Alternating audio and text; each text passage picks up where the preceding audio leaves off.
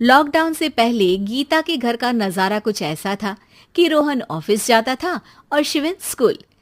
जिनके घर से जाने के बाद गीता काम खत्म करके बाकी समय आराम करती थी। लेकिन लॉकडाउन के बाद ऑफिस और स्कूल घर में ही खुल गए और इससे गीता का हाल वो तो आपको देखने में ही मजा आएगा। शिविन, ओ शिविन, महाराज उठने के लिए क्या 21 तोपों की सलामी लेंगे? अरे बिस्तर से बाहर निकल, ऑनलाइन क्लास स्टार्ट होने वाली है। अरे तुम भी हद करती हो, स्पीकर की तरह चिल्लाने की क्या जरूरत है?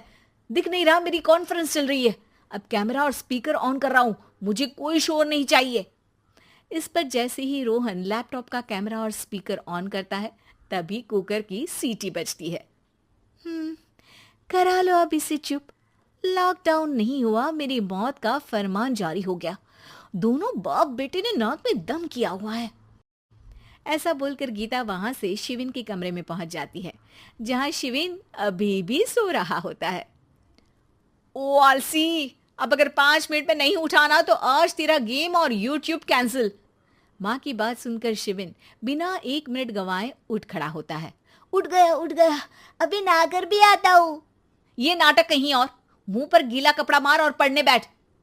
शिविन की ऑनलाइन क्लास स्टार्ट हो जाती है, जिस पर गीता उसे वहां बिठाकर रसोई में चली जाती है। थोड़ी देर में उसे कमरे से कुछ आवाज सुनाई देती है, जिसे सुनकर वो कमरे में वापस आती है।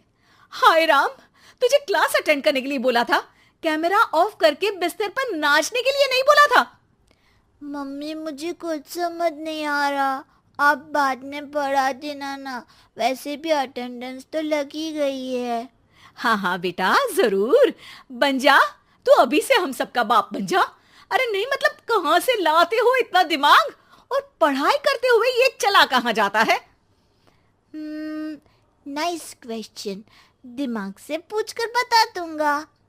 शिविन की बातों से परेशान होकर गीता उसे मारने के लिए जैसे ही आगे बढ़ती है तभी वो कमरे से बाहर भाग जाता है। अब शिविन आगे आगे और गीता हाथ में चप्पल पकड़े उसके पीछे पीछे पूरे घर में दोनों घूम रहे होते हैं।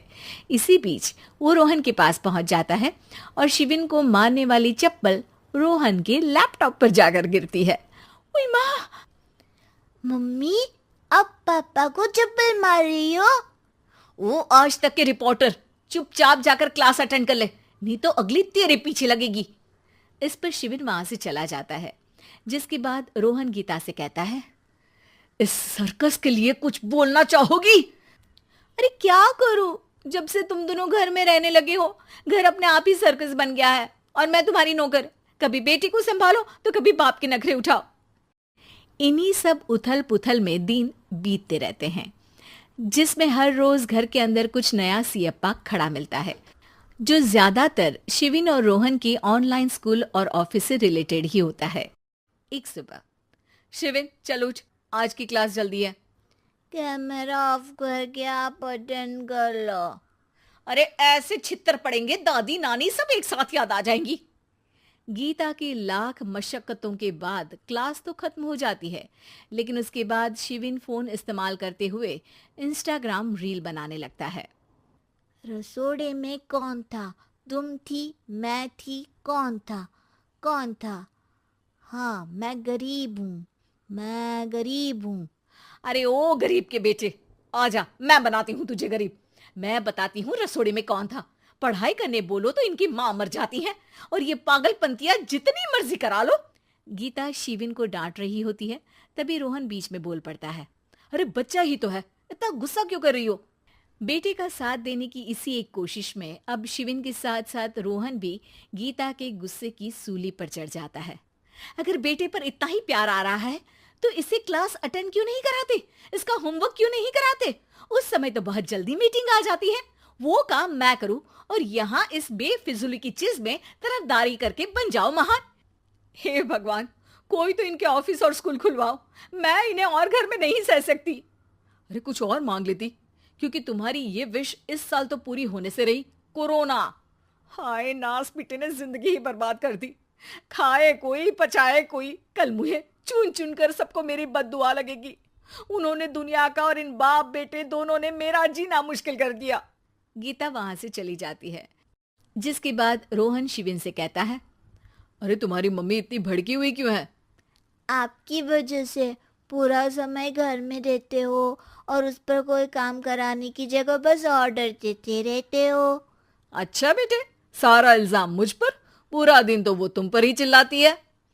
हाँ, मतलब दोनों का 50-50 है, कुछ करना पड़ेगा। वो कहते ना, make the best out of worst. I have an idea. वैसे तुम्हारी माँ सही कहती है, बहुत जुबान चलाने लगे हो, कम बोला करो। अगली सुबह रोहन और शिविन अपनी गलती को सुधारने के लिए गीता के उठने से पहले घर का आधा काम खत्म कर देते हैं, जिसे देखकर गीता खुश हो जाती है और फिर बाकी बचा काम वो तीनों मिलकर पूरा कर लेते हैं। जिसके बाद अब वो सब मिल बांट कर हर काम में एक दूसरे की मदद करते हुए लॉकडाउन का मजा लेने लगते हैं।